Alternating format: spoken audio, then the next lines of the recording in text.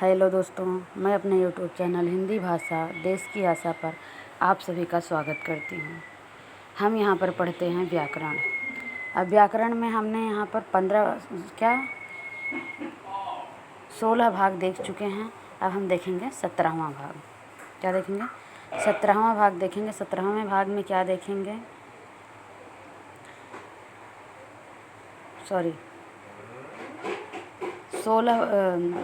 15 भाग देख चुके हैं। यहाँ पर 16वां भाग देखेंगे। अभी हम 16वां बाकी था, हम 17वां पे चले गए थे, इसलिए 17 बोले। अभी हम 16 देखेंगे। जैसे देखो, वहाँ पर कुछ होते हैं शब्द जो सेम साउंड निकलते हैं। साउंड सेम होती है, बट अर्थ उसके अलग अलग होते हैं। अर्थ अलग अलग होते हैं। जैसे यहाँ पर देखो, समध्वनि वाले शब्द, समध्वनीय शब्द। यहाँ पर समध्वनीय शब्द जो हैं उसे क्या कहते हैं? किसे समध्वनि कहते हैं? जैसे कुछ शब्दों के उच्चारण, वर्तनी और स्वरूप में बहुत अंतर नहीं होता है। ऐसे शब्द समान से अलग हैं। ऐसे शब्द समान से अलग हैं। जैसे कुछ शब्दों के उच्चारण, वर्तनी और स्वरूप में बहुत अंतर नहीं होता। जैसे दिया, दिया, मील, मील। मतलब बस छोटी बड़ी की मात्रा में या स में अंतर होता है। तो इसमें ज़्यादा मतलब मात्रा से अर्थ चेंज हो जाता है। जैसे यहाँ पर हमको शब्द देखेंगे। जैसे यहाँ है दिया। अब दिया, दिया का मतलब क्या होता है? देना। क्रिया का भूतकाल का रूप है। दिया मतलब दे चुका। और वही दिया अगर आ जाए, बड़ी की मात्रा आ जाए तो क्या हो जाए? इसका वाक्य में प्रयोग किया। पहले दिया का, राजा ने कवि को इनाम दिया। और दिया का दीपक, दिया का मतलब क्या होता है? दीपक। शब्द दोनों एक ही हैं, आवाज़ साउंड भी एक ही है, बट दोनों के अर्थ अलग हैं। अब दिया, दिया मतलब देना, क्रिया भूतकाल की है, बट दिया मतलब दीपक हो गया। रात भर दिया जलता रहा। अब अगर हम यहाँ पर दिया की जगह ये दिया यूज कर लेंगे तो ये सेंटेंस गलत हो जाएगा। इसी तरह से अगला शब्द है मिल। मिल, मिल मतलब कारखाना। मिल मतलब कारखाना। यह कपड़े की मिल है। और मील 1760 गज की दूरी। स्टेशन यहाँ से 4 मील है। ये मील का अर्थ होता है दूरी। बड़ी ई लग गई तो मील का अर्थ हो गया दूरी, छोटी है तो उसका अर्थ हो गया कारखाना।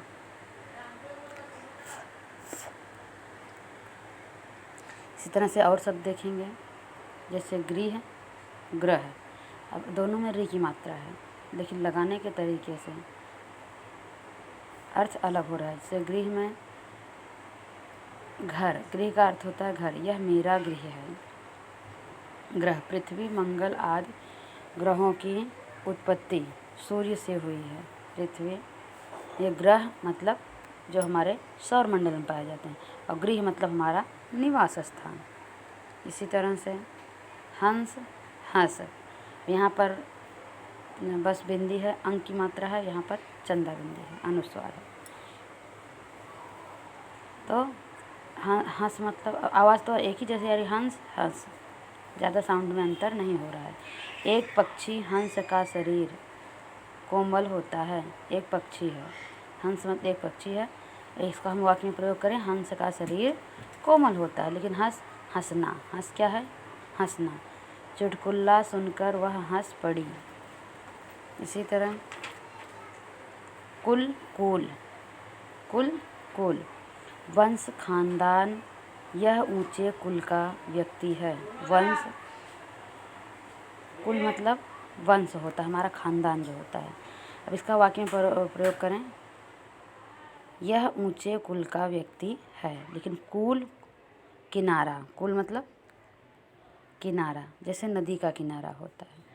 नदी के कुल पर कई मंदिर हैं। तो नदी के किनारे कई मंदिर है। अब नदी के कुल बोला जाए तो जिसको अर्थ नहीं पता रहेगा, जब नदी के कुल पर, कुल मतलब क्या हुआ? लेकिन कुल मतलब किनारा होता है। कुल मतलब किनारा, बट कुल मतलब कुल, हमारा खानदान। आगे चालक, चालाक। चालक चालाक। अब यहाँ पर ल में मात्रा नहीं है, बट दूसरे शब्द में ल में मात्रा है। सुनने में जो दोनों ये शब्द एक ही जैसे लग रहे हैं, चालक चालाक। हम ध्यान से न सुने तो हमारे सुनने में लगता है कि दोनों शब्द एक ही हैं। चलाने वाला, चालक मतलब चलाने वाला। इसका वाक्य में प्रयोग करें, आज बस चालकों की हड़ताल है। और चालाक, धूर्त, होशियार। धूर्त, चालाक को धूर्त भी कहते हैं और होशियार भी कहते हैं।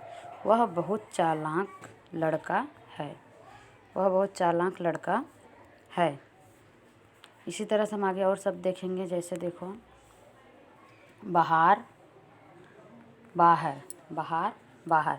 अब बाहर मतलब रौनक, शोभा, लेकिन बाहर मतलब अंदर ना होना। जो चीज़ें अंदर ना हो, घर के बाहर हो और किसी चीज़ से बाहर हो, तो क्या बोलेंगे? बाहर।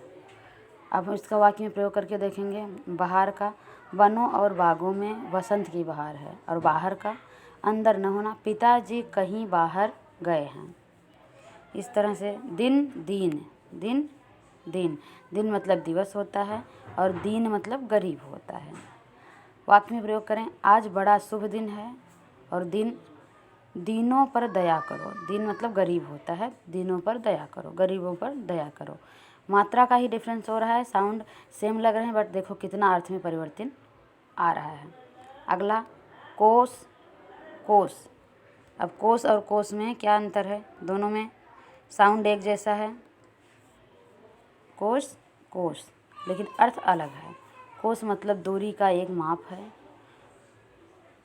पहले कोस का दूरी का एक माप है। मेरा गांव स्टेशन से 2 कोस पर है। और दूसरा कोस जो है, शब्द संग्रह, शब्द संग्रह जो हमारी एक पुस्तक होती है। मैंने नया शब्द कोश खरीदा। देखें, कोस कोस में अंतर, दोनों में अंतर, अर्थ में कैसे अंतर हो रहा है। 10वां देखो, अन्न, अन्य, अन्न, अन्य।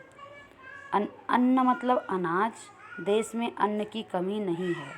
और अन्य दूसरा, यहाँ अन्य का अर्थ क्या है? दूसरा। दूसरे सिवाय कोई अन्य मेरा, तो सॉरी, तुम्हारे सिवाय कोई अन्य मेरा मित्र नहीं है। अन्न, अन्न, अन्य, अन्य। साउंड सेम लग रहा है, लेकिन अर्थ में कितना परिवर्तन है। दूसरा देखो, अनल, अनिल, अनल, अनिल, अनल, अनिल। दोनों एक जैसे लग रहे हैं, लेकिन पहले अनल का अर्थ है अग्नि, लेकिन और अनिल हो गया तो वायु हो गई। अनल आग को कहते हैं और अनिल हवा को कहते हैं। घी डालने से अनल प्रदीप्त होती है। प्रदीप्त होती है मतलब फैलती है या बढ़ती है। और अनिल वायु।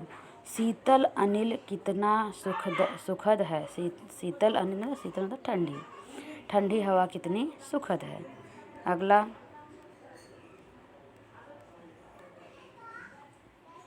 शब्द है सर, सर।